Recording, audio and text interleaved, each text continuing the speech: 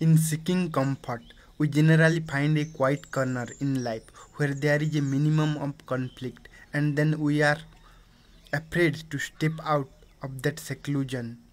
This fear of life, this fear of struggle and of new experience kills in us the spirit of adventure.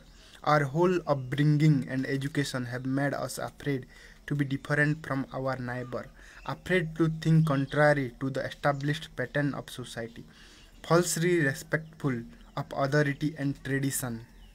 Fortunately, there are a few who are in earnest, who are willing to examine our human problems without the prejudice of the right or the left. But in the vast majority of us, there is no real spirit of discontent, of revolt, of rebellion. When we yield uncomprehendingly to environment, any spirit of revolt that was maybe dies